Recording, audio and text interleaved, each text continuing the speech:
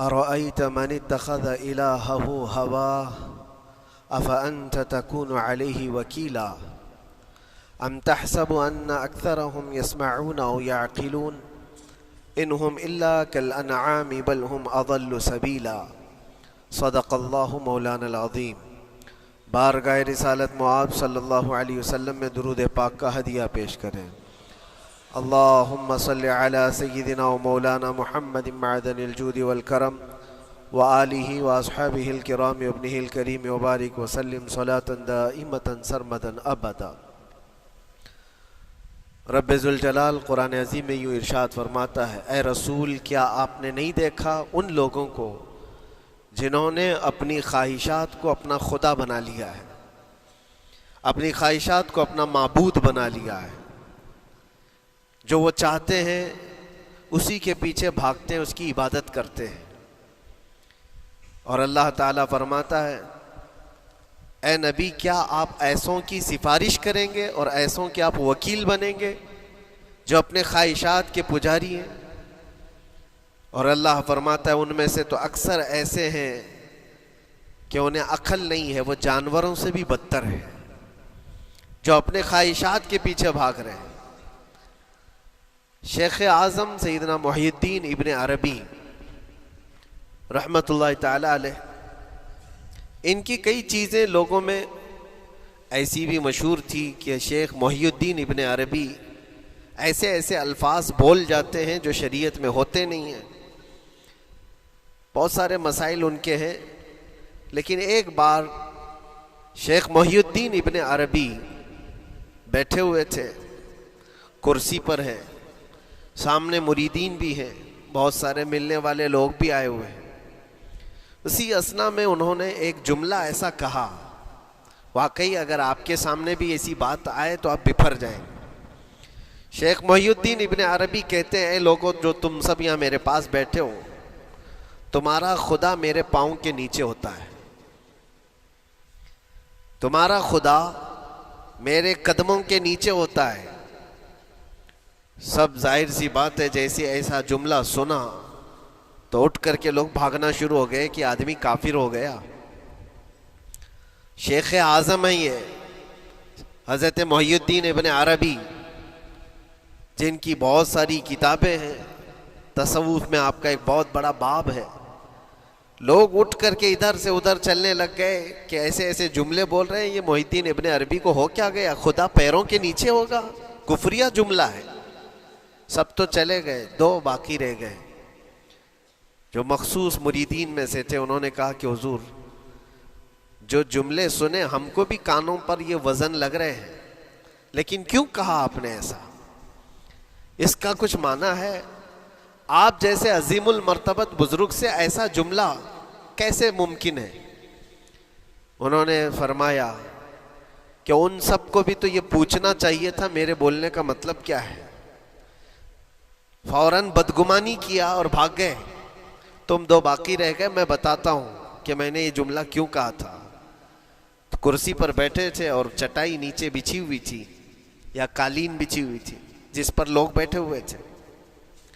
آپ نے اپنے ان دو مریدین سے کہا یہ چٹائی اٹھاؤ۔ چٹائی اٹھائی تو دیکھا وہاں پر سونے کے چاندی کے سب سکے رکھے ہوئے تھے جو شیخ محی الدین ابن عربی کے پیروں کے نیچے تھے۔ کہا وہ جتنے آئے تھے وہ اسی کی عبادت کرتے تھے، اس لیے میں نے کہا کہ تمہارا خدا میرے پاؤں کے نیچے ہوتا ہے، وہ خواہشات کے پجاری ہیں۔ میں نے اللہ نہیں کہا، اللہ رب العزت وہ قادر مطلق ہے۔ میں نے کہا جس کی تم عبادت کرتے ہو، جس کو تم خدا بنائے رکھے ہو، وہ میرے پیروں کے نیچے ہوتا ہے۔ اور حقیقت ہے میرے عزیزوں، جنہوں نے خواہشات کے پیچھے بھاگنا شروع کیا، در حقیقت وہ اپنا خدا بنا چکے ہیں ان کو۔ کیا ایسا نہیں ہوتا ہے کہ جو بندہ ضدی طبیعت کا ہوتا ہے، چاہ لیتا ہے کہ یہ مجھے چاہیے تو چاہیے، یہ مجھے چاہیے تو چاہیے، یہ جو ضد ہے اپنی خواہش کو پوری کرنا، یہاں پر کہا گیا ہے کہ وہ اپنی خواہش کی عبادت کر رہا ہے، اس کے پیچھے بھاگ رہا ہے۔ اسی لیے اللہ کے نبی صلی اللہ تعالیٰ علیہ وسلم کی ایک حدیث میں آپ کو سناؤں۔ حضور اکرم صلی اللہ علیہ وسلم ارشاد فرماتے ہیں، لا یؤمن احدکم حتی یکون ہواہ تبعا لما جئت بہ، تم اس وقت تک پورے مومن نہیں ہو سکتے جب تک کہ اپنی خواہشات کو میری مرضی کے مطابق نہیں بنا دو گے. حضور کے قدموں میں لا کر اپنی ہر خواہش کو قربان کرنا ہو. یہ نہیں کہ میری چاہت تو ایسی ہے، میں خواہش ایسی رکھتا ہوں لیکن شریعت ایسا کہتی ہے. یہ جب ٹکراؤ آیا تو سمجھ لو کہ تمہارے اندر ایمان آیا ہی نہیں ہے، تم مومن نہیں ہو. مومن وہ ہے جہاں دنیا کی ساری خواہشات وہ حضور کے قدموں پر قربان کر دیتا ہے، اس کی اپنی کوئی خواہش نہیں ہوتی. اسی لیے میں اکثر یہ کہتا ہوں ان نوجوانوں سے جن کو کچھ نصیحت کی جائے تو وہ کہتے ہیں کہ مولانا ہماری لائف ہے، ہمیں انجوائے کرنے دی جائے. یہ ابھی تو ہماری لائف ہے، ہماری اپنی لائف کو ہمیں انجوائے کرنے دیا جائے. نادان کس نے کہا کہ تیری اپنی لائف ہے؟ تیری لائف ہے کہاں؟ زندگی یہ نہیں کسی کی کسی کے لیے، زندگی ہے نبی کی نبی کے لیے. اور نہ سمجھ مرتے ہیں زندگی کے لیے، ارے جینا مرنا ہے سب کچھ نبی کے لیے. جو خواہشات کو لا کر کے حضور کے قدموں پر رکھ دیتا ہے تو پھر وہ کہتا ہے میرے عزیزوں، وہ پھر آ کر کے یہ کہتا ہے اپنی خواہشات، اپنی طبیعت جہاں سب مر جاتی آدمی کی، اس کی اپنی کچھ نہیں ہوتی، تب اس مومن کی زبان سے یہ نکلتا ہے یا رسول اللہ زمین و زمان تمہارے لیے، مکین و مکان تمہارے لیے، چنین و چنا تمہارے لیے، بنے تو جہاں تمہارے لیے، ہم آئے یہاں تمہارے لیے، اٹھے بھی وہاں حضور کے لیے. اس کا اپنا کچھ نہیں ہوتا. اپنی خواہش ہوگی تو میں کرتا رہے گا، اور جتنی خواہشات کے پیچھے بھاگتا رہے گا دنیا اس کا پیچھا کبھی نہیں چھوڑتی، اور نہ ہی دنیا اس کو کبھی سیراب ہونے دے گی، کبھی پیٹ بھرنے دے گی ہی نہیں. وہ بھوکا ہی رہے گا، وہ پیاسا ہی رہے گا جو دنیا کے پیچھے بھاگتا ہے. ایک مرتبہ سیدنا عبداللہ ابن مسعود رضی اللہ تعالیٰ عنہ غمگین بیٹھے ہوئے تھے، کسی بات کا غم ہوگا. نبی پاک صلی اللہ تعالیٰ علیہ وسلم کا گزر ہو رہا تھا، آپ نے دیکھا، حضرت عبداللہ ابن مسعود سے پوچھا کہ غم کیوں ہے؟ تو آپ خاموش رہے. تو اللہ کے نبی صلی اللہ علیہ وسلم نے ایک جملہ فرمایا جو آج ہم سب کے لیے سبق ہے میرے عزیزوں. فرماتے ہیں لا تکثر ہمک ما یقدر یکن، اپنے غم کو زیادہ مت بڑھا، جتنا لکھا ہے اتنا مل کے رہے گا. وما ترزق یأتک، جتنا اللہ نے رزق لکھا ہے وہ آ کر رہے گا، وہ تیرے پاس آ جائے گا. غم کب بڑھتے ہیں انسانوں کے؟ ہمارے اندر جو ٹینشن جس کو آپ کہہ رہے ہو، فرسٹریشن کہہ رہے ہو، یہ سب چیزیں انسان کی زندگی میں کب آتی ہیں؟ جب یہ اپنی لو اور اپنی خواہشات دنیا سے لگاتا ہے. خالق سے اگر لگاتا ہے تو پھر اس کے غم نہیں بڑھتے، بلکہ غموں کا مداوا ہے. اسی لیے بزرگوں نے فرمایا کہ اگر ٹینشن فری جینا چاہتے ہو تو انسانوں سے امیدیں کم کر لو، اللہ کی ذات سے یقین بڑھا لو، اس کی ذات سے یقین بڑھاؤ. ہم نے دیکھا ہے اپنی زندگی میں جس سے ہم ملتے رہے، جس سے کچھ خواہشیں رکھتے رہے یا جس کے متعلق کچھ امیدیں وابستہ کر رکھی، یہاں امیدیں ٹوٹ جاتی ہیں، پھر انسان کا غم بڑھتا ہے، انسان مغموم ہو جاتا ہے. اللہ کی ذات سے جو وابستہ ہوا اور وہاں جو آس لگایا وہ ہر دن بشاشت کے ساتھ جیتا ہے، یقین کے ساتھ جیتا ہے. اسی لیے میرے عزیزوں، یہاں جس نے بھی اپنے خواہشات کو دنیا کے ساتھ لگایا ہے اسے کم کرنا ہے. لا تکثر ہمک ما یقدر یکن، اللہ کے نبی فرماتے ہیں اپنے غموں کو زیادہ مت کر، جتنا لکھا ہے اتنا تجھے مل کر رہے گا. اس دار فانی میں، اس عمل کی دنیا میں ہم نے اپنے بہت ساری چیزیں پھیلا رکھی ہیں. ایک چیز میں آپ کو بتاؤں کہ کبھی کبھار میں دیکھتا ہوں موبائل کو، اب سب کے ہاتھوں میں موبائل ہے، اور کبھی کبھار یہ اسٹک بھی ہوتا ہے. اچھی کمپنیوں کے موبائل بھی اسٹک ہو جاتے ہیں، یا تو کبھی بہت زیادہ بیٹری گرم ہو جاتی ہے اور موبائل بھی گرم ہونے لگتا ہے. پھر اس کا حل کیا ہے؟ ایکسپرٹ سے پوچھتے ہیں موبائل کبھی ہینگ ہو رہا ہے یا کبھی بہت بیٹری گرم ہو رہی ہے، اس کے ریزن کیا ہے؟ تو وہ ایکسپرٹ یہی بتاتے ہیں کہ اس کے اوپر اوور لوڈ ہو سکتا ہے، بہت زیادہ اس میں ڈیٹا جمع ہو چکا ہے اور پھر بیک گراؤنڈ میں ایکٹیو ہے بہت زیادہ، جس کی وجہ سے بیٹری ہارمفل ہے، بہت زیادہ گرم ہو جاتی ہے، یا تو پھر ایک ساتھ کئی چیزیں اس کے اندر ڈال دی جاتی ہیں تو اس کا پروسیس کم ہو جاتا ہے، سٹک ہو جاتی ہے۔ یہ تو موبائل ہے جو تمہیں سکھا رہا ہے، یہی چیز ہے دنیا کے ہمارے اس لائف میں، ہماری زندگی میں بہت زیادہ چیزیں اگر دماغ میں آ جاتی ہیں تو پھر دماغ گرم بھی ہو جاتا ہے اور سٹک بھی ہوتا ہے، ہر چیز سوچنے سے بھی عاری ہو جاتا ہے، صحیح طریقے کے فیصلے نہیں لے پاتا۔ اچھا نقصان کیا ہے اس کا؟ سیم ہم نے موبائل ایکسپرٹ سے بھی پوچھا، جب موبائل بہت زیادہ گرم ہونے لگے یا سٹک ہونے لگے تو اس کو کیا کرنا چاہیے؟ تو ایکسپرٹس بتاتے ہیں کہ اس کے ریڈیشن بہت زیادہ ہوتے ہیں اس وقت، اور یہ نقصان پہنچا سکتا ہے، جو استعمال کر رہا ہے اس کے دماغ پر بھی اثر کرے گا، آس پاس کے لوگوں پر بھی اثر کرے گا۔ ایک موبائل کے اوپر اگر زیادہ لوڈ آ جائے تو اس کے ریڈیشن آس پاس سب کو خراب کرتے ہیں۔ یہی حال انسان کی زندگی کا ہے، تمہارے دماغ کے اوپر اگر غم زیادہ بیٹھ گئے اور بہت زیادہ دماغ حاوی ہو گیا تو خود کا تو نقصان کرو گی ہی، آس پاس جتنے ہیں سب کا نقصان کرو گے۔ تمہاری وجہ سے تمہارے ماں باپ بھی پریشان، تمہاری اولاد، تمہارے بیوی بچے سب اس پہ ان سب چیزوں میں ملوث ہو جاتے ہیں۔ اب اس کا علاج کیا ہے؟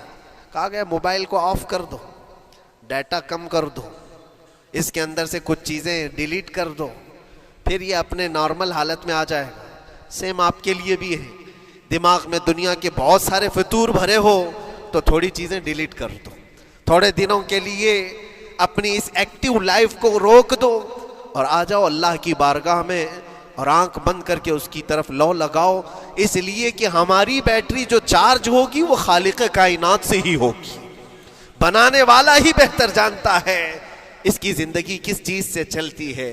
اور اسی لیے کہا ہے، امام غزالی رحمۃ اللہ تعالی علیہ فرماتے ہیں، جو بندہ اللہ کے ذکر سے کئی دن تک غافل ہوتا ہے تو مردہ لاش ہے جو چل رہا ہے، بازاروں میں جو چل پھر رہا ہے، ذکر الہی نہیں کرتا تو اس کی روح ختم ہونے کے قریب آئی ہے، یہ زندہ لاش ہے۔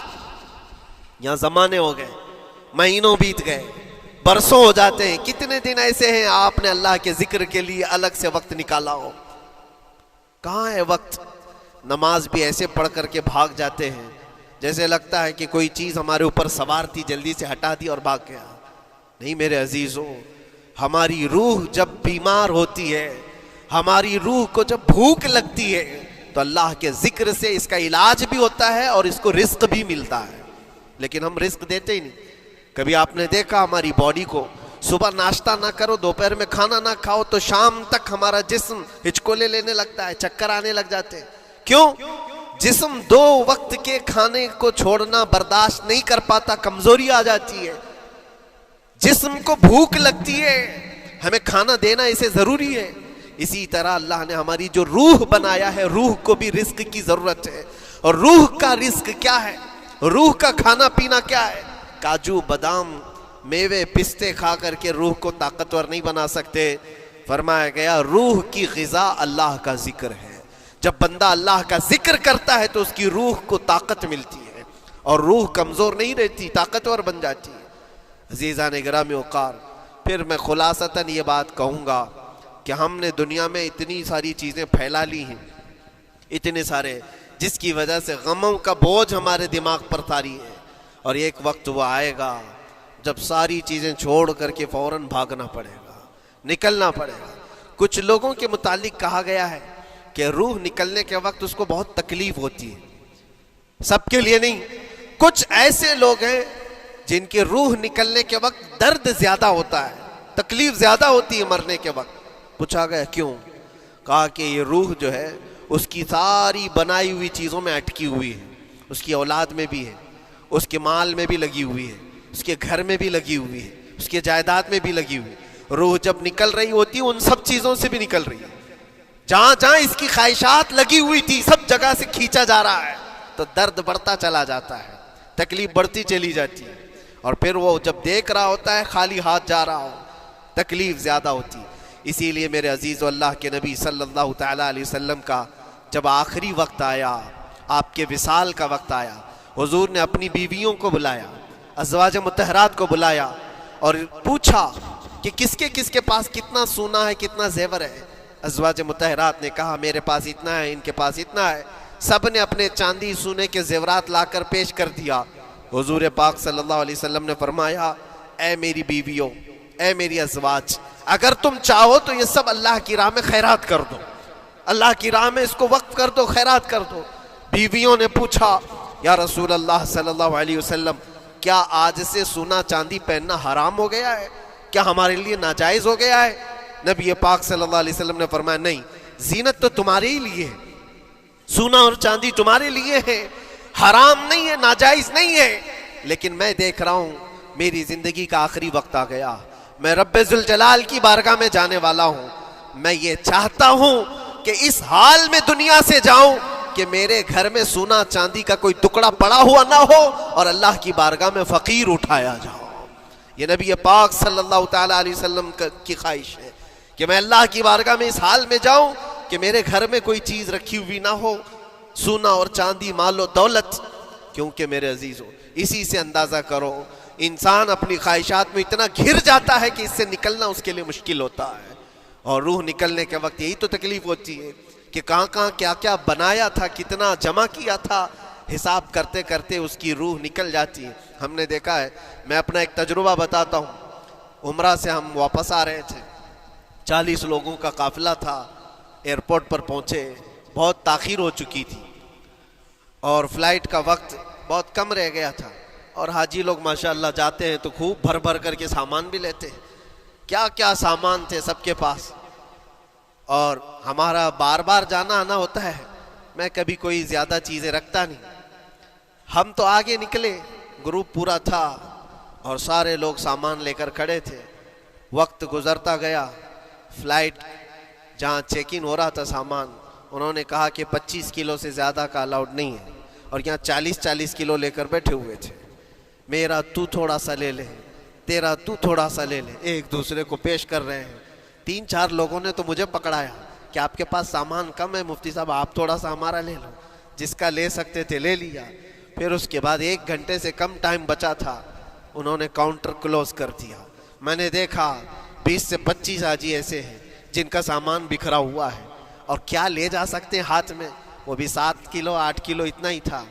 ان کی خواہشات میں دیکھ رہا تھا. کوئی مسلح اٹھاتا ہے، کوئی کھجور اٹھاتا ہے، کوئی کہتا ہے نہیں میرے بچوں کے لیے کھلونے لیا تھا اس کو لے لیتا ہوں. وہ لے لو تو مسلح چھوڑنا پڑتا ہے، یہ لے لو تو کھجور چھوڑنا پڑ جاتا ہے. کسی نہ کسی طرح سے وہ لوگ آخری وقت 2-4 چیزیں لے کر کے نکل رہے تھے اور بکھرا ہوا پورا سامان ایئرپورٹ پر ایسے ہی موجود تھا. 1-2 کلو نہیں، کتنے کلو کا سامان چھوڑ کر کے یوں ہی آنا پڑا. یا تو پھر فلائٹ کے سفر پہ جاؤ یا سامان میں لگے رہو، 2 ہی آپشن تھے. اور کون وہ چھوٹے سامان کے لیے اپنا سفر ملتوی کرتا. واپس آئے، حسرت بھری نگاہوں سے دیکھتے رہے اپنے سامان کو.